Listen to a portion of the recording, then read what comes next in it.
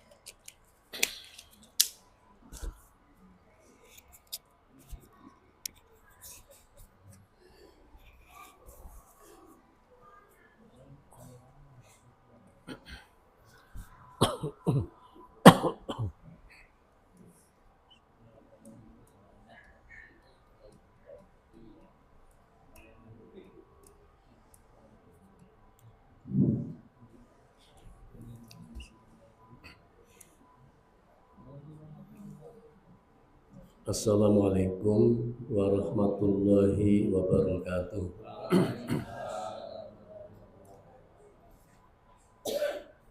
Alhamdulillahilladzi hada ibadahu bi qisasil ghabirin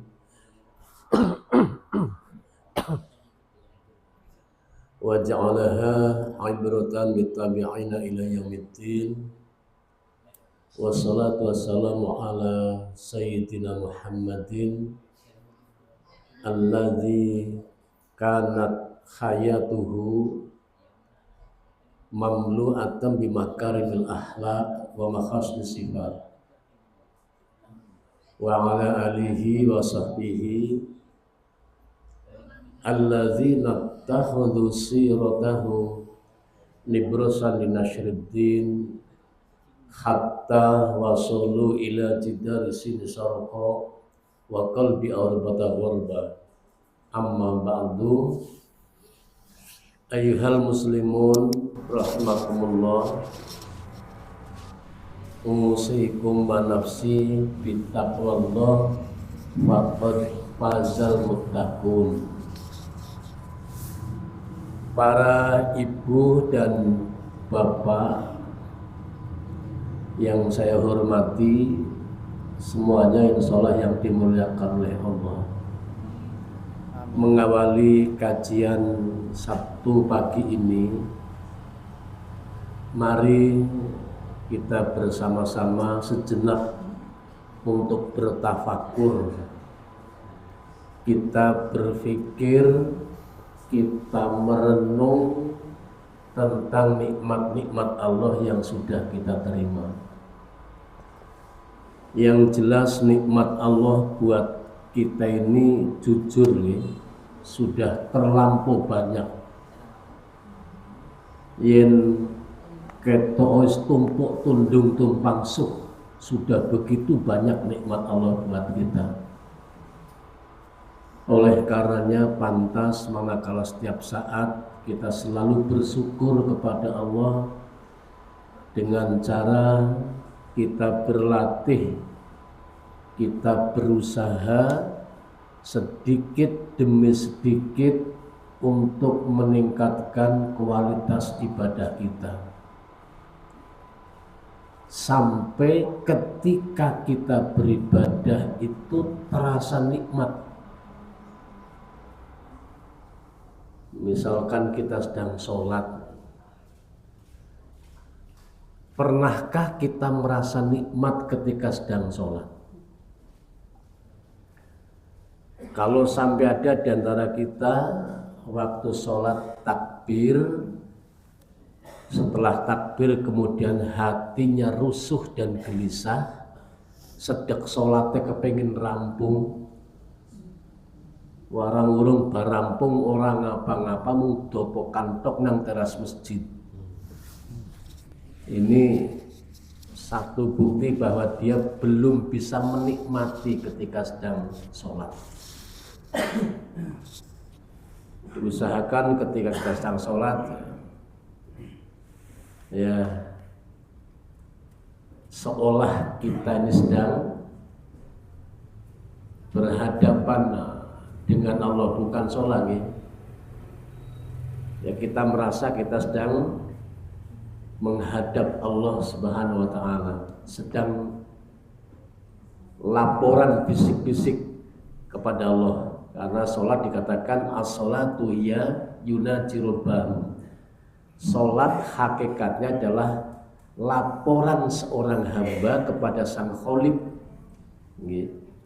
Jadi saat itu begitu nikmat.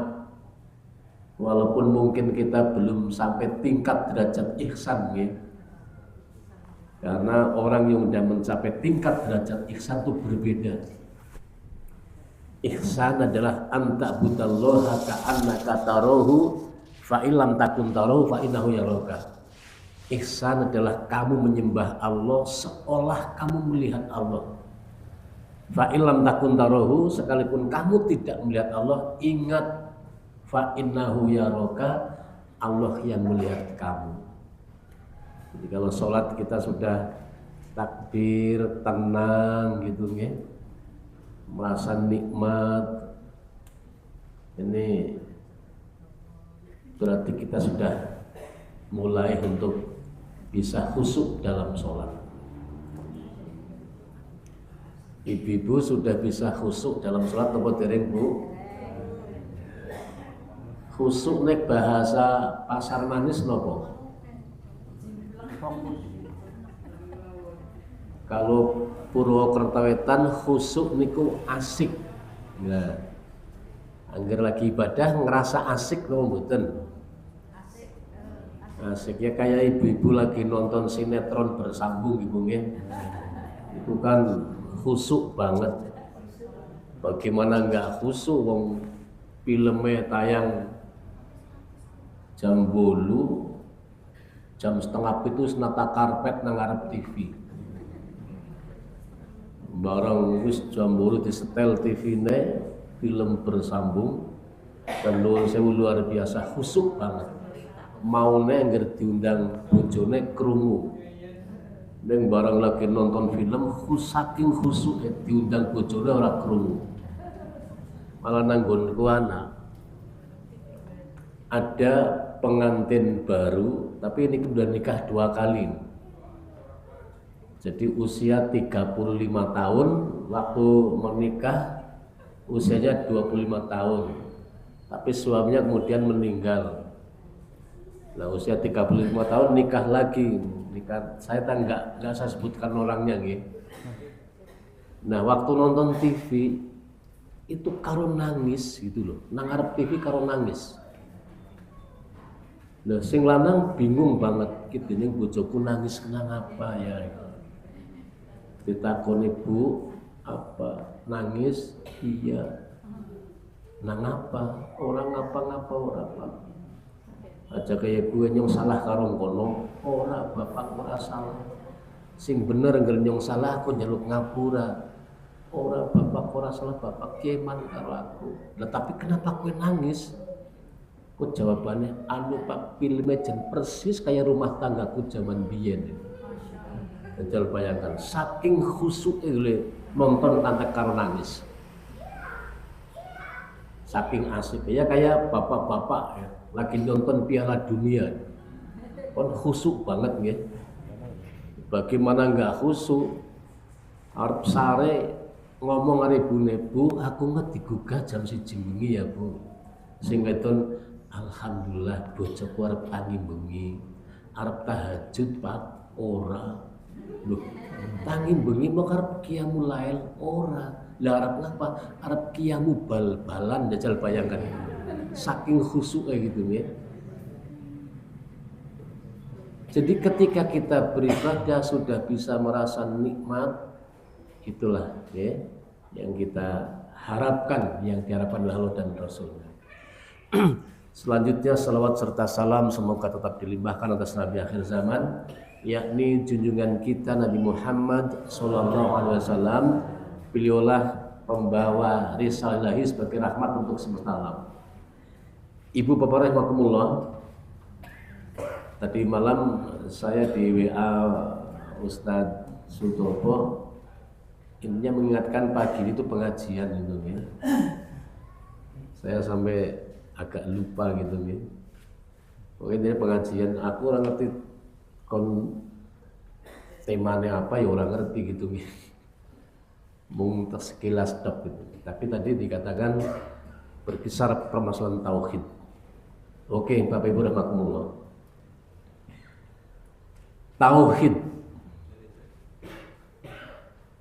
Tauhid itu adalah ajaran seluruh nabi dan rasul Allah. Jadi dari Nabi Adam sampai dengan Nabi kita Muhammad SAW, ajaran nabi dan rasul adalah tauhid. Firman Allah, a'udzubillahi minasyaitonir rajim, walaqad ba'asna fi kulli ummatin rasulan an i'budullah wajtanibut taghut. Jadi ternyata seluruh nabi membawa ajaran itu sama. Kata Allah, sungguh kami telah mengutus pada setiap periode umat seorang utusan. Tugasnya sama, an i'budullah wajtanibut taghut, yaitu bagaimana manusia menyembah Allah dan menjauhi taghut. Taghut itu kullu ma'ubida min dunillah, setiap yang diibadahi selain Allah Subhanahu wa taala adalah namanya taghut. Nah, sekarang tentang tauhid. Dalam satu kaidah takrif definisi tauhid, tauhid itu adalah at-tauhid huwa ifradullah bil ibadah wa nafyul ibadah amma siwallah. Itu definisi tauhid. At-tauhid, tauhid itu adalah ifradullah, yaitu mengesahkan Allah Subhanahu wa ta'ala bil ibadah, disertai dengan ibadah yang mantap. Wa nafyul ibadah amma siwallah, kemudian kita mesti harus meninggalkan sesembahan selain Allah Subhanahu wa ta'ala. Ini tauhid. Saya ulang, at-tauhid huwa ifradullah bil ibadah wa nafyul ibadah amma siwallah. Tauhid itu adalah mengesahkan Allah Subhanahu wa taala disertai dengan ibadah yang mantap, yaitu ibadah yang pas dan sesuai dengan tuntunan Allah dan Rasul. Kemudian wa nafyul ibadah amma siwallah, kita mesti meninggalkan sesembahan selain Allah Subhanahu wa ta'ala. Itu pengertian tauhid. Nah, jadi bagaimana kita mesti bisa ifradullah, mengesahkan Allah. mengesahkan Allah. Bila ibadah disertai dengan ibadah yang mantap. Bapak Ibu, mengesahkan Allah wajib. Kalau tidak mengesahkan Allah namanya syirik. Hati-hati nih. Jadi mengesahkan Allah itu wajib. Kita yakin bahwa Tuhan itu cuma satu. Tuhan itu tidak dua. Tuhan tidak tiga. Tuhan tidak rombongan seperti yang di Borobudur dan Prambanan. Gitu ya. Jadi Tuhan cuma satu, Tuhan tidak dua. Seperti keyakinan orang Yahudi mengatakan Tuhan ada dua, yaitu Tuhan Bapa dan Tuhan Anak, yaitu Nabiullah Uzair alaihissalam yang dipertuhankan oleh orang-orang Yahudi. Jadi enggak dua. Tuhan tidak tiga. Jadi kita mesti harus berbeda dengan agama lain. Kalau konsepsi ketuhanan Trimurti itu orang Hindu Buddha itu keyakinannya sama, Tuhan ada tiga, yaitu Tuhan yang mencipta, Tuhan yang memelihara, Tuhan yang merusak. Itu konsepsi ketuhanan Trimurti untuk orang Hindu dan Buddha. Jadi kalau yang agamanya Hindu Buddha monggo nggak apa-apa tapi kita umat Islam mesti harus berbeda. Ada Tuhan yang kasih sayang sekali, gaweane mencipta, yaitu Tuhan Wisnu. Jadi nyipta kesejahteraan manusia.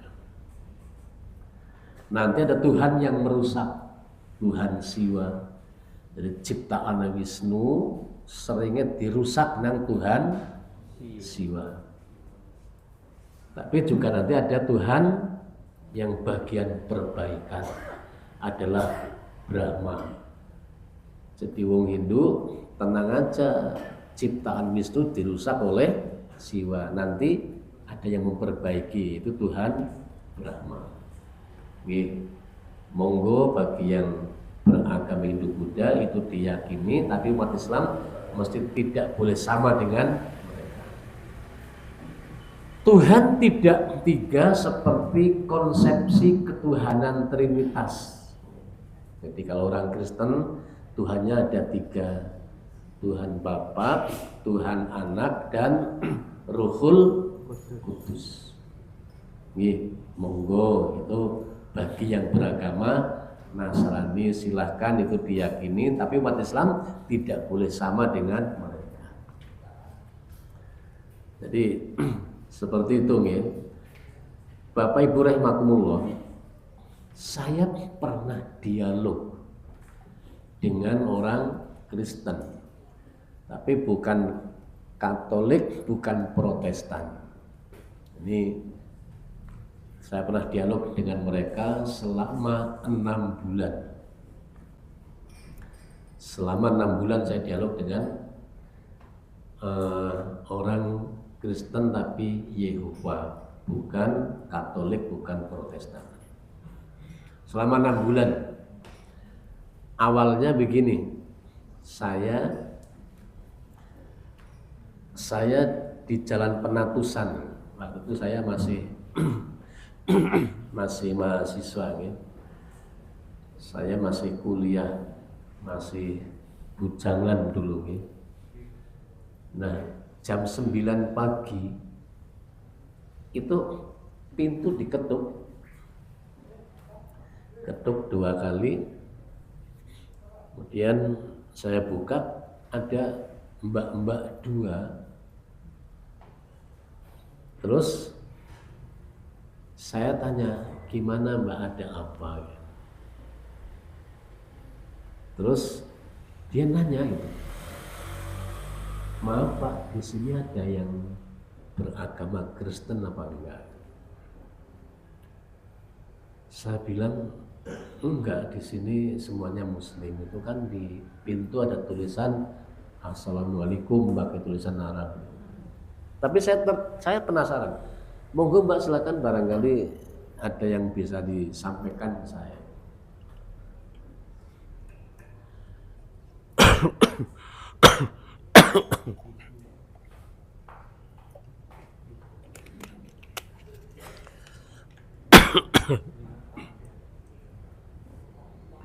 Terus dia ngomong begini, saya mau menawarkan buku-buku tentang ya kenasranian tentunya gitu. Nah, terus dialog sedikit, intinya begini, Mbak, kalau Kristen lebih baik dari Islam, saya siap menjadi orang Kristen. Dia kayak seneng banget, panjenengan Bapak bisa apa, Mas bisa ketemu suami saya. Terus hari berikutnya paginya suaminya datang. Intinya dia menyampaikan bahwa agama mereka yang paling benar gitu. Nah, sampai saya nanti minggu depan ketemu gitu, sampai kita cerita tentang konsepsi ketuhanan. Kalau Tuhannya umat Islam itu cuma satu, Qul huwallahu ahad, Allahus somad, lam yalid walam yulad walam yakul lahu kufuwan ahad. Katakan Muhammad, Tuhan itu cuma satu. Allahus somad, Tuhan itu tempat bergantung. Lam yalid, Tuhan umat Islam tidak punya anak. Walam yulad, Tuhan umat Islam tidak diperanakan. Seperti itu. Nah, kalau Tuhan kamu ada 3, itu gimana ceritanya? Terus dia cerita, jadi kenapa Nasrani punya Tuhan 3? Ini Kristennya jauh banget.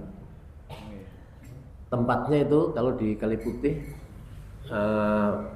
Abang Hijau itu yang lampu merah itu, kalau ke selatan kan ada gereja Santo Yosef, ngetan lagi apa ngidul lagi ada kuburan, depan kuburan. Itu di situ, pusatnya di situ. Itu Yehova itu. Nah, dia mengatakan memang Tuhannya orang Kristen itu butuh punya anak. Ya sebabnya apa? Terus dia mengatakan karena, ini saya nirukan mereka dok ya, Tuhannya orang Kristen itu dulu pernah frustasi katanya. Pernah frustasi. Nah, frustasinya apa? Dia bilang gini, Tuhan setiap ngutus nabi selalu gagal total untuk ngurus umat. Nabi Adam diutus ke dunia ngatur umat, gagal. Ya.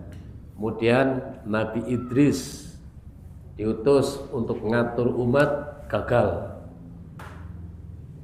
Nabi Nuh diutus ngurus umat, gagal. Sampai 24 nabi gagal, 23 nabi gagal kabeh. Adam, Idris, Nuh, Hud, apal nama-nama nabi Bu? Adam, Idris, Nuh, Hud, Soleh, Ibrahim, Lut, Ismail, Ishak, Yakub, Yusuf, Ayub, Su'aib, Musa, Harun, Zulkifli, Daud, Sulaiman, Ilyas, Yunus, Zakaria, Yahya, Isa, Muhammad. Jadi sampai Nabi Yahya gagal, gitu. Terus diteliti. Kenapa ya manusia diutus jadi utus Allah kok gagal total? Nabi Adam ngatur anak aja nggak bisa itu. Ya kita sih punya kisah gitu nih, tapi kisah mereka dipelintir-pelintir untuk kepentingan mereka. Jadi contoh Nabi Adam ngatur manusia gagal. Jadi kan nanti midangan cerita Nabi Adam ya. Nabi Adam dicipta oleh Allah, ya, ditempatkan di surga. Nah Nabi Adam tuh seneng nang surga ki apa-apa, nah apa main seneng. Tapi lama-lama Nabi Adam itu dia ngerenyung anak kancane pantasnya ya seneng ora dewekan gitu loh nggih. Dewekan aku ngomong karo sapa.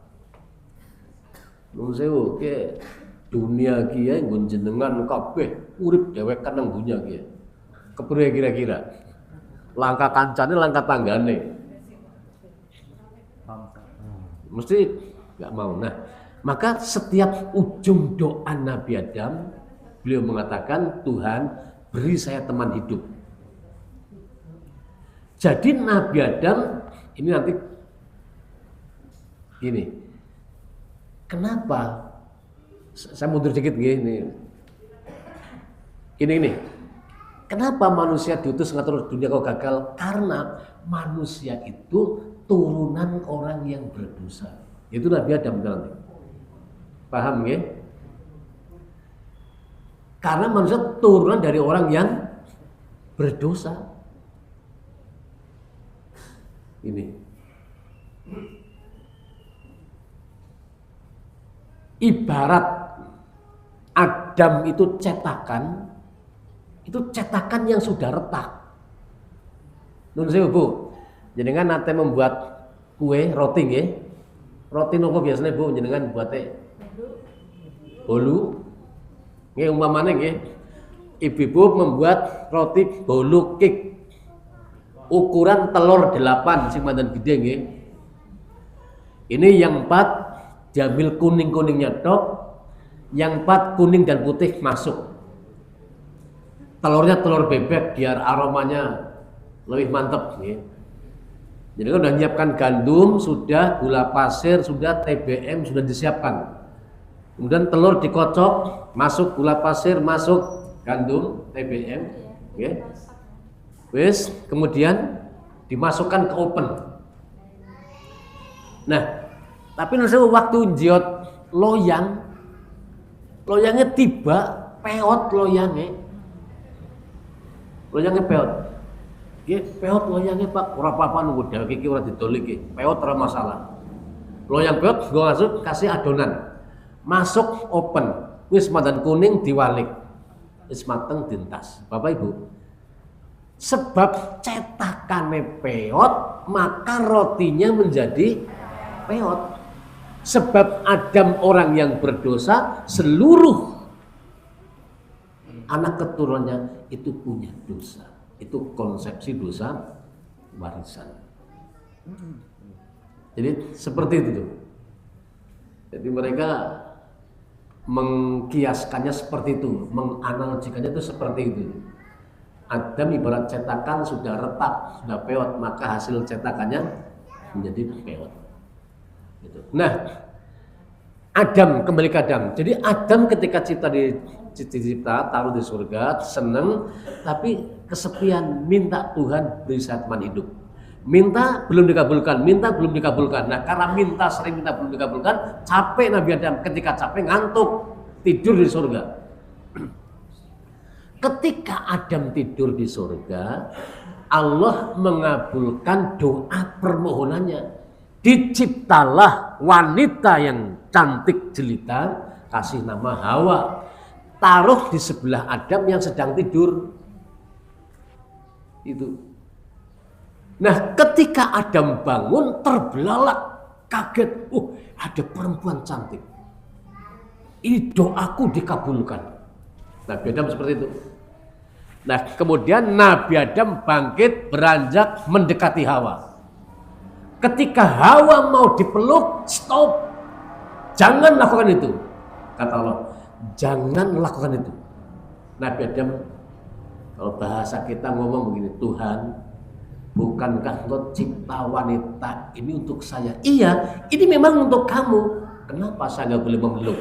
Habis, kamu belum memberi mahar sama dia. Langsung Nabi Adam dapat pelajaran berharga. Kalau begitu berarti laki-laki tidak boleh memeluk wanita sebelum memberi mahar, ngadep penghulu. Padahal sekarang banyak gitu loh. Belum memberi mahar sudah tahu Bu? Iya. Halim. Kurang Halim Perdana Kesuma gitu. Oke, jadi Nabi Adam dapat pelajaran Tuhan. Lalu mahar saya buat wanita ini apa? Ucapkan sholawat untuk Muhammad. Muhammad. Kaget. Tuhan, siapa dia Muhammad? Dijelaskan, Muhammad adalah calon anak cucumu yang besok jadi nabi akhir zaman. Itu nama Muhammad sudah disebut sejak zaman Nabi Adam. Luar biasa gitu. Oke, Bapak Rahmatullah. Sekarang setelah Nabi Adam mengucapkan sholawat Allahumma sholli ala Muhammad wa ala ali Muhammad, sekarang resmilah Adam dan Hawa sebagai suami dan istri. Ketika Adam resmi menjadi suami dan istri, maka perintah Allah berikutnya, Adam, kamu Hawa, silakan uskun anta wa zaujukal jannata. Ayo tempati surga kamu berdua. Semua untuk kamu, tapi ingat ada kalimatul istisna, pengecualian. Apa? Wala taqroba hadhi sajarota fatakun minal. Dan ini untuk kamu semua surga hanya satu, jangan kau dekati pohon ini. Fatakun minal, nanti kamu jadi orang yang aniaya. Oke. Kemudian Adam Hawa hidup di surga penuh kenikmatan, seneng banget. Ya. Kalau bahasa kita Adam mengatakan baiti jannati, rumahku adalah surgaku. Nek kula jenengan saged ngibu rumah tanggane bisa ngendika baiti jannati, rumahku surgaku, itu nikmat banget. Yang penting aja ngantek mengatakan baiti nari, rumahku seperti neraka, itu jangan seperti itu Ibu nggih.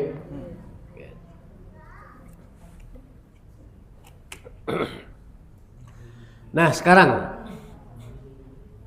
satu sisi kita lagi menceritakan kesalahan Adam yang nanti dianggap menurunkan orang yang ibarat cetakan peot itu gitu.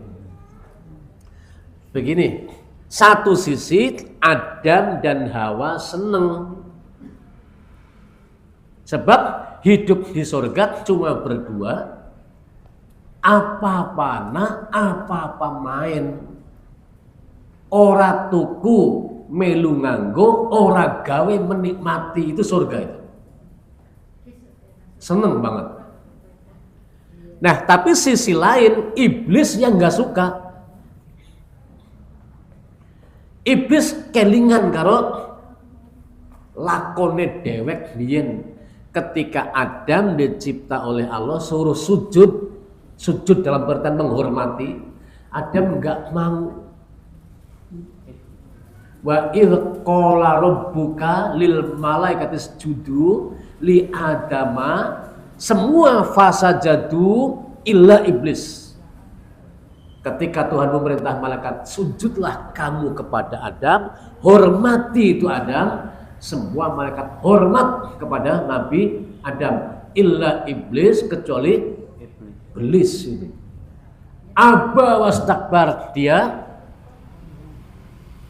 nggak mau menentang, bahkan menyombongkan diri. Ayat lain mengatakan, apa Adam? Saya suruh sujud sama Adam. Saya lebih mulia itu. Saya dicipta dari api Adam, dari tanah liat. Soko lumpur, soko belet. Kebalik, Adam sujud sama saya. Akhirnya iblis dikutuk, besok menjadi penghuni neraka. Dikutuk menjadi penghuni neraka, ini iblis ketawa terbahak-bahak. Tuhan, enggak apa-apa, saya siap di neraka. Malah jadi anak kiai sing berkelekar, loh nang neraka malah seneng, kancane bintang-bintang film. Kebangetan banget. Mulanya ada seorang artis yang viral, orang wedi mlebu neraka, kebangetan banget.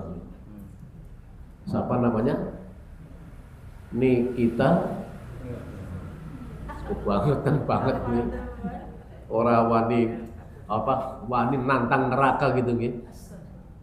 Naudzubillah min. Oke, Bapak Ibu rahimakumullah. Jadi iblis, saya siap. Yang penting beri saya 2 kesempatan. Apa? Umur panjang, gak mati sampai kiamat. Yang kedua, beri saya kesempatan menggoda Adam dan keturunannya. Itu. Jadi minta diberi umur panjang. Jadi sekarang iblis itu masih hidup. Iblis yang dia menggoda Adam sekarang masih hidup. Ditangguhkan umurnya sampai hari kiamat. Urip. Malah tahun lalu saya pernah nangkap iblis. Yang saya ketika pagelaran wayang, lakonnya apa? Lakonnya ini apa? Lakon Purbawenang. Prolognya adalah tentang iblis. Jadi saya nyekel wayang iblis itu loh, ya. Iblis wayang maksudnya. Ya. Nangkep. Tak tangkep, tak cekel, tak hubung-hubung.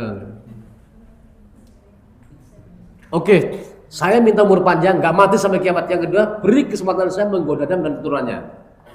Oleh Tuhan, silahkan goda Adam.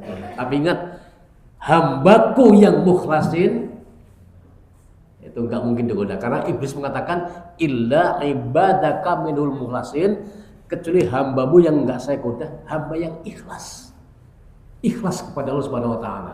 Itu enggak mungkin digoda. Jadi setan ora doyan, demit ora dulit. Nah, kemudian Adam masuk nyusup ke surga. Nemui siapa? Iblis nyusup ke surga, nemui Adam. Ngucapin selamat.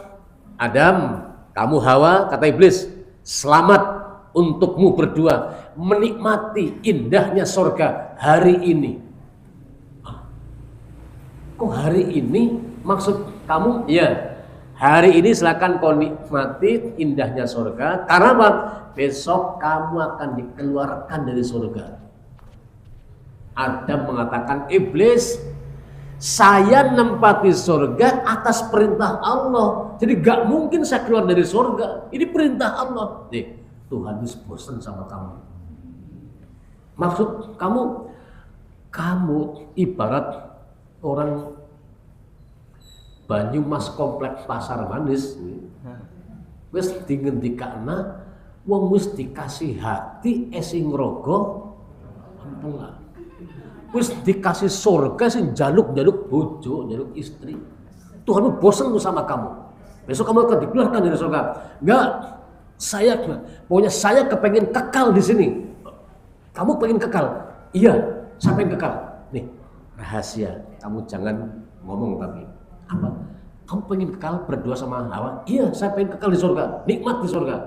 Gini, kalau kamu pengen kekal, ini rahasia ilahi. Tuh, kamu makan buah itu. Itu namanya buah khuldi. Jadi yang memberi nama khuldi itu adalah iblis. Buah yang menyebabkan dia kekal. Iblis, jangan ngawur. Jangankan makan buahnya, dekat saya nggak boleh. Wala taqroba hadhihi sajarota. Jangankan makan, dekat saya nggak boleh. Tuhanmu bohong. Saya nyadap pendengaran langit. Ini kalau kamu makan, kekal kamu. Enggak, saya nggak bohongkan. Oh, terserah kamu. Kalau enggak, besok kamu keluar dari surga. Itu seperti itu. Terus gimana? Akhirnya iblis pergi. Dahlah, terserah kamu. Kalau pengen kekal, makan. Enggak makan, besok kamu keluar dari surga. Lah, selamat tinggal. Adam agak gelisah. Jangan-jangan iblis benar. Iblis, tunggu dulu. Sudah terserah kamu. Makan kekal, enggak makan, keluar dari surga. Terus ini dua orang kena bujuk rayu iblis. Nah, kemudian ada cerita ngawur. Adam katanya ngambil buahnya satu, dipet cetil satu, dimakan, masuk mulut. Ini ora tekan padaran jadi mandug nang kene gitu. Kita ada apa jenengane nggih? Manik, cakun, gue cerita ngawur, ora usah digugu. Nggih. Lebih ngawur lagi, Hawa itu lebih ngawur. Wong Adam cuma ngambil satu, Hawa ngambilnya dua. Cetil, dimakan, masuk ke mulut, nggak sampai padaran, jadi mandek nang geger bagian ngarep. Ya. Itu ngawur banget kan, nggih? Maka ada kalimat di dadanya Hawa ada buahnya, maka dinamakan buah si malakam. Kan ngawur banget itu, nggih.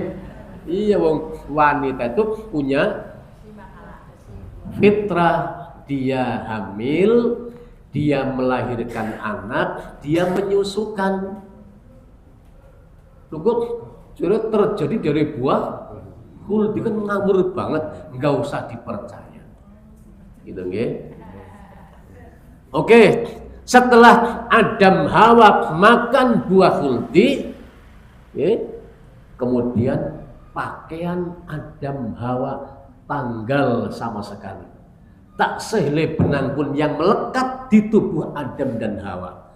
Karena Adam Hawa malu, Quran mengatakan Adam Hawa ngambil daun surga untuk menutup auratnya. Dua insan dikeluarkan dari surga. Berpisah jauh. Ibarat wong terjun kang mana pesawat, tibane ki beda-beda nang nggone ora padha. Nah, nanti Adam Hawa dikisahkan bisa bertemu kembali di sebuah tempat namanya Arafah. Nggih, yang udah pada haji, nggih, pernah nggih ziarah ke Arafah kan nggih. Ada tugu besar warna putih itu yang ditengeri nggih. Kisahnya nggih, dulu tempat bertemunya Adam dan Hawa. Nah, kemudian Adam menangis, Hawa menangis menyesali perbuatan dosa yang telah dilakukan. Kemudian Nabi Adam selalu istighfar, mohon ampun kepada Allah, dan istighfarnya Nabi Adam diabadikan dalam Al-Quran. Rabbana dzulabna anfusana wa illam taghfir lana wa tarhamna lanakunanna minal qawmil fasiqin. Itu loh dosanya Nabi Adam. Ibarat Adam itu cetakan sudah retak terus peot, maka hasil cetakannya pun peot. Karena Adam orang yang berdosa, seluruh anak keturunannya lahir sudah membawa dosa. Itu konsepsi dosa warisan. Islam bagaimana? Lihat itu. Oh enggak, Islam itu ini beda, kata Nabi, kullu mauludin yuladu alal fitrah hatta hatta yuqribanu lisanuhu, maka fa'abawahu yuhawidanihi aw yunasirani aw yumajisanihi. Setiap anak yang lahir dari kandungan seorang ibu semuanya suci, bersih, gak punya dosa bayi lahir. Itu Islam. Hatta yuqriban lisanuhu, sehingga bayi ini besok lancar berbicara. Tergantung orang tuanya lah yang akan mencetak dia menjadi orang Yahudi, apa Nasrani, apa Majusi, apa Islam sekaligus. Tergantung orang tuanya. Kalau bimbingannya kuat, arahkan ke Islam, maka anak itu menjadi Muslim yang baik. Oke, Ibu Bapak rahimakumullah, jadi kita nggak punya konsep dosa warisan. Bayi semua lahir suci. Ada tanya gini, Ustadz, ini saya tanya tanya apa? Itu tetangga saya, ada perempuan melahirkan anak tapi tidak ada suaminya, itu bayinya bagaimana? Bayinya suci apa enggak? Pertama saya katakan, apa iya anak wedon melahirkan enggak punya suami? Menurut saya hanya dua. Siapa? Maryam lahir tanpa, bahkan Nabi Adam dan Hawa tidak punya bapak dan ibu. Tetangga saya ada itu melahirkan anak nggak ada suaminya.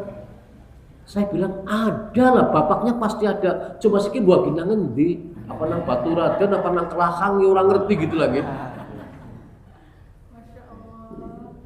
Mungkin suaminya lagi nang Baturaden nang gang semua sadaran ya gitu loh.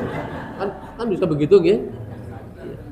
Namanya gangnya gang orang sadar, sadar kan nggak seperti itu, gini apa nggih? Oke, itu loh kata mereka. Jadi semua nabi diutus gagal untuk mengatur umat. Nabi Adam jangankan ngatur umat, ngatur anak ketek ora bisa. Mereka punya cerita Bapak Ibu. Apa ya? Iya. Itu Kabil Habil saling membunuh. Nah, itu kan kita juga punya cerita nih, maka mandan mirip-mirip ke sana. Hati-hati nih. Ya, Nabi Adam punya anak nih. Kembar. Namanya siapa? Qabil dan Iklimah, kembar. Lahir loro, lanang karo wedon, sing lanang jenengane Qabil, perempuannya Iklimah. Lahir berikutnya kembar lagi Habil, kembarnya perempuan namanya Labuda, gitu kan? Tapi sejarah mencatat begini, Qabil dan Iklimah itu amat sangat tampan sekali. Iklimah cantik jelita, sempurna pokoknya dia. Nah, sementara si Habil dan Labuda ya tampan, tapi masih tampan kakaknya. Nah, kisahnya begini.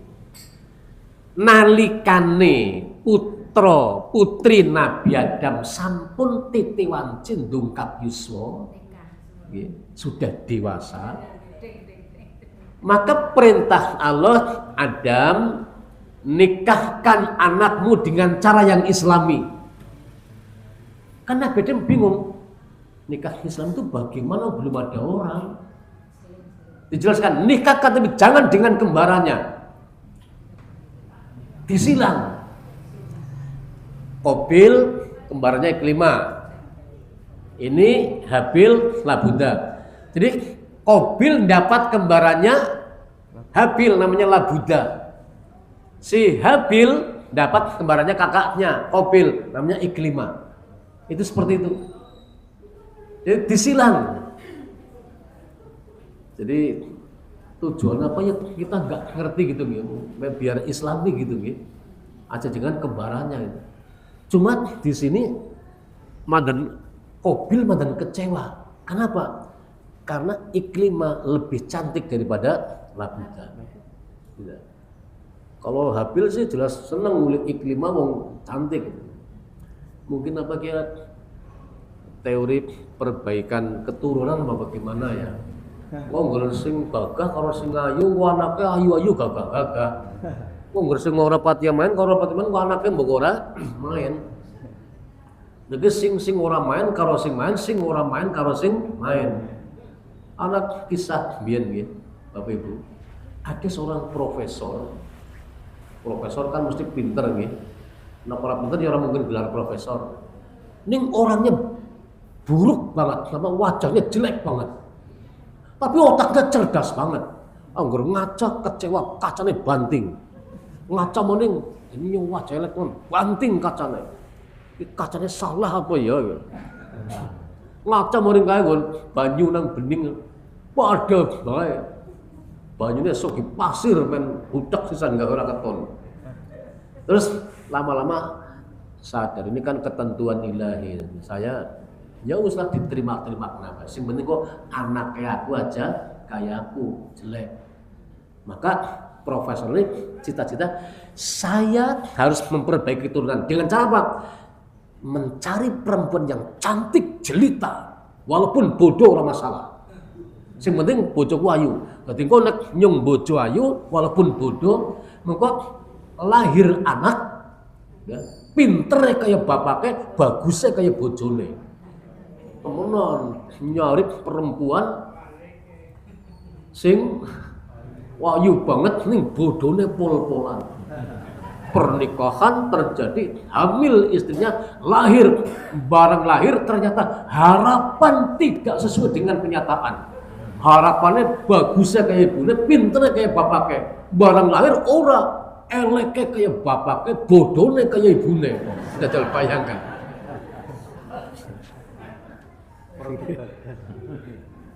Oke, sekarang Qabil kecewa. Aduh, kenapa ayah kok keputusannya saya harus menikahi Labuda? Iblis punya peran lagi. Qabil pagi-pagi ngalamun seperti ini. Kenapa? Ada apa? Iblis, saya disuruh nikah dengan kembaran adik saya Labuda. Kamu suka enggak? Enggak, saya kurang suka. Sebabnya Labuda kurang cantik. Lah Iklimah kembaranmu, dia dengan Habil adikku. Harusnya yang berhak Iklimah tuh kamu, kata Iblis. Karena apa? Iklimah itu kembaran kamu, yang berhak tuh kamu. Bapakmu nggak adil seperti itu. Iya, tapi itu kan keputusan bapak, saya nggak bisa berbuat apa-apa. Kamu masih pengen nggak memiliki Iklimah? Pengen. Tapi kan nggak mungkin. Mungkin saja. Kenapa nggak mungkin? Itu misalnya habis saja bisa. Lalu gimana? Nek Habil wis mati, kan Iklimah jadi janda. Ambil sama kamu. Tapi matinya Habil itu kapan? Terserah kamu. Pengen cepat apa lambat? Saya pengen Habil matinya cepat. Bunuh sekarang dia. Iblis itu memang dan kurang ajar banget iblis itu. Sampai sekarang, sampai hari kiamat. Ibu bapak rahimakumullah, cerita bae ora apa-apa lagi. Ngaji karena ceritanya mesti pada gentileng kabeh. Oke, bapak rahimakumullah nggih. Lanjut, akhirnya dikisahkan di saat malam gelap gulita, di mana manusia terlena dalam impian, saat malam sunyi sepi, tak terdengar bisikan apapun, tiada terdengar suara domba memanggil anaknya, tiada pula terdengar ocehan burung memanggil kawannya. Saat itu malam gelap gulita, jam 1:30 malam. Qabil niat jahat membunuh adiknya. Parani umay, diketuk pintunya. Habil buka pintunya. Habil buka pintunya. Iya kak. Cepat buka pintunya. Tunggu. Buka pintu. Sekarang ikut saya kamu. Kemana Mas? Kabil, ikut saya. Ini malam, udah ikut saya sekarang. Suruh ikut. Suruh jalan di depan, Kabil di belakang. Bawa ke hutan belantara. Nah, di hutan, Kabil ambil bongkahan batu. Terus apa? Dipukulkan ke sini. Leher belakang. Pukul tek, rontok, roboh si Habil itu. Luntak, ludiro, pecah teng nyawa. Jadi berlumuran darah, akhirnya matilah Habil. Ini contoh, ada mengatur anak aja nggak bisa. Makanya mengatur dunia ini. Terus Bapak Rahmatullah, berikutnya kita udah mati, bingung. Aduh, kamu mati Habil. Habil, kamu jangan mati, kamu nggak boleh mati. Memang batin, kalau ayah tahu saya akan dimarahi oleh ayah, saya akan dihukum oleh ayah. Habil, kamu jangan mati, hidup kamu Habil. Terus dipoet, terus orang, terus nggak bernyawa. Oh, bingung, dibopong. Habil, kamu jangan mati, kamu hidup Habil. Digendong, dibawa kemana-mana oleh kakaknya si Kabil itu. Nah, karena ada kisah Kabil gendong mayat adiknya dibawa kemana-mana, maka akhir zaman muncul sebuah lagu tak gendong kemana-mana. Mungkin Basrib itu cerita gue kayaknya gitu ya. Habil bingung dia adiknya mati, kamu gak boleh mati. Terus bingung, semakin lama semakin busuk. Gimana cara ngarep jenazah? Allah memberikan pelajaran, ngutus seekor burung gagak warna hitam, nucuk dahan ranting, mabur pleper, mencok, mandek nang ngarepe Kabil. Ngais tanah, terus ranting yang ditutup sogena tanah diuruki ke lemah. Kabil dapat pelajaran, kalau begitu berarti saya harus mengubur adikku si Habil. Maka Kabil gali lubang, ya, masukkan jenazah adiknya, diuruk oleh Kabil. Inilah sejarah kuburan manusia pertama kali dalam kehidupan manusia, adalah Kabil mengubur adiknya sendiri. Tuh, jadi Kabil ada ngatur anak saja nggak bisa, apa mana ngatur dunia. Kenapa? Karena manusia itu memang itu turunan orang yang berdosa, maka orang yang berdosa nggak mungkin ngatur dunia. Nah, maka mereka ingin Tuhan mereka pengen, kalau begitu saya harus membuat manusia, melahirkan manusia dari rahim wanita suci, tapi bapaknya jangan manusia. Kalau bapaknya manusia, maka anaknya dosa lagi, nggak mungkin ngatur dunia. Nah, maka kemudian Tuhan punya pilihan, yaitu mencari wanita suci namanya Maryam. Dari kesimpulan mereka, memang Tuhan Allah lah yang menghamili Maryam punya anak. Kalau mereka namanya siapa? Yesus. Jadi kalau umat Islam, anaknya Maryam namanya Nabi Isa, tapi bapaknya bukan Allah. Atas kudrah dan iradah Allah Subhanahu wa taala, Isa lahir dari rahim Maryam. Itu seperti itu. Oke, Ibu Bapak rahimakumullah, jadi Tuhan kita cuma satu, tidak dua seperti orang Yahudi yang mempertuhankan Nabi Uzair sebagai anak Tuhan. Tuhan adalah bapaknya. Konsepsi Trimurti, ada Tuhan, Wisnu, Brahma, dan Siwa. Konsepsi ketuhanan Trinitas, ada Tuhan Bapa, Tuhan Anak, dan Roh Kudus. Monggo yang beragama Nasrani silahkan ya diyakini itu ya. Yang Hindu Buddha konsepsi ketuhanan Trimurti. Nah, Islam itu tetap berbeda. Konsepsi ketuhanan kita Qul huwallahu ahad, Allahus somad, lam yalid wa lam yulad wa lam yakul lahu kufuwan ahad. Katakan Muhammad, Tuhan itu cuma satu. Allahus somad, Tuhan tempat bergantung. Lam yalid, Tuhan tidak beranak, walam yulad, Tuhan tidak diperanakan. Walam yakul lahu kufuwan ahad, tidak ada satupun yang sekufu, yang sebobot, yang sebanding dengan Allah Subhanahu wa taala.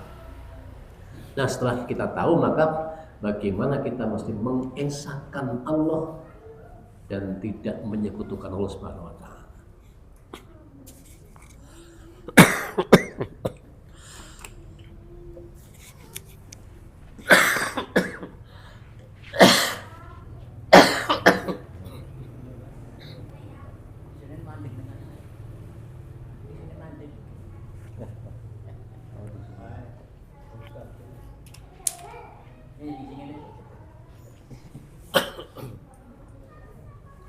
Mungkin itu aja yang saya sampaikan pagi ini. Nanti insya Allah berlanjut lagi. Bersambung. Sekian. Assalamualaikum warahmatullahi wabarakatuh.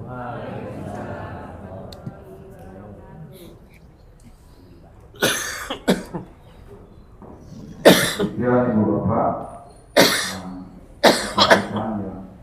berangkat dari bicara dimulai dari kehidupan Nabiullah Adam alaihissalam. Kemudian kita bisa memahami kisah-kisah atau beberapa dialog yang dilakukan dengan beberapa orang yang non-Islam yang intinya yang menunjukkan tentang ketuhanan mereka, dan kita juga menyampaikan tentang ketuhanan di dalam Islam. Terima kasih kepada Sonasi menyampaikannya, mudah-mudahan bermanfaat, dan kepada para jamaah hadir kembali Sabtu depan bersama Ustaz Abdurrahman dengan kajian politik, politik Islam atau siasat dalam Islam. Mari kita akhiri lafal dengan lafal hamdalah bersama-sama. Alhamdulillahirabbil alamin. Assalamualaikum warahmatullahi wabarakatuh.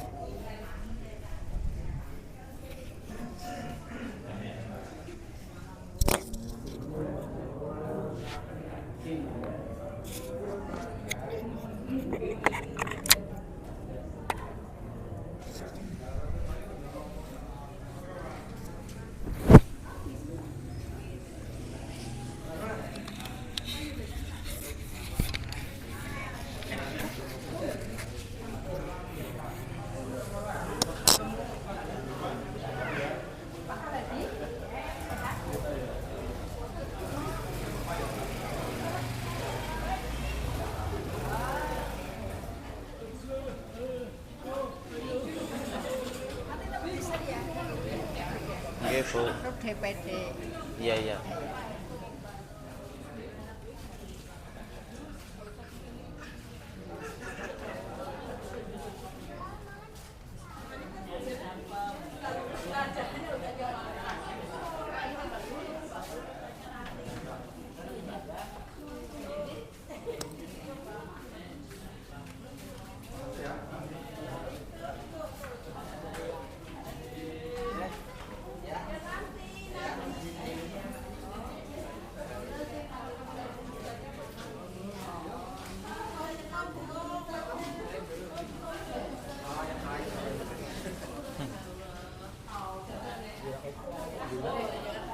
Bu. Art nanti sih.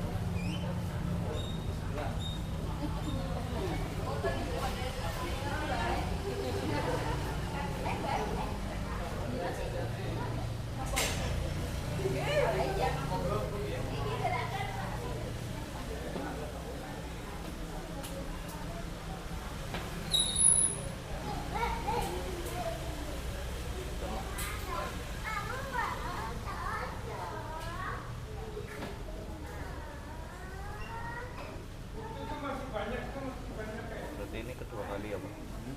Vaksin haji itu Ya. baru 2 kali ini.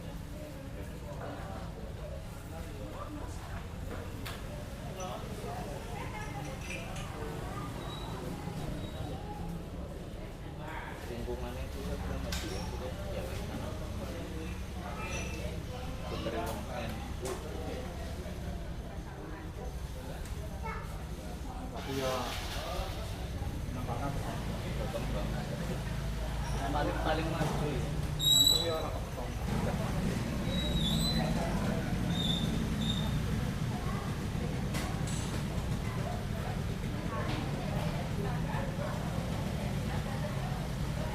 Tapi Purwokerto termasuk paling terlihat ya di situ sih Pak.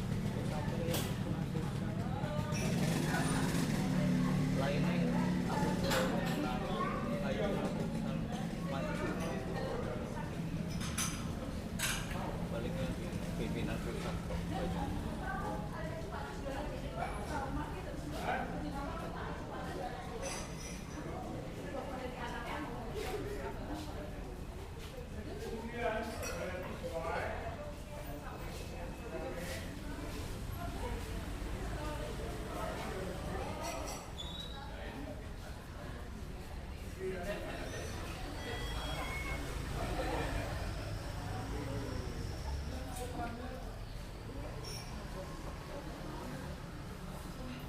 Kan banyak pokok.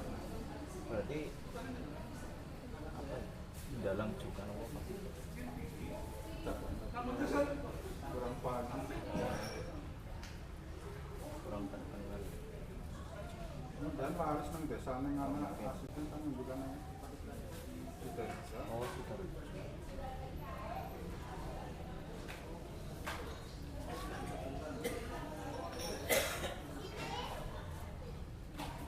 Jadi pengennya sandi terus sih Pak. Proliman Cilacap ngetan daerah itu. Kulo kan pernah merintah nguleng bae.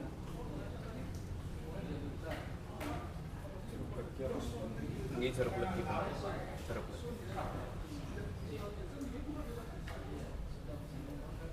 Ya daerah Proliman ngetan persis dalan iki.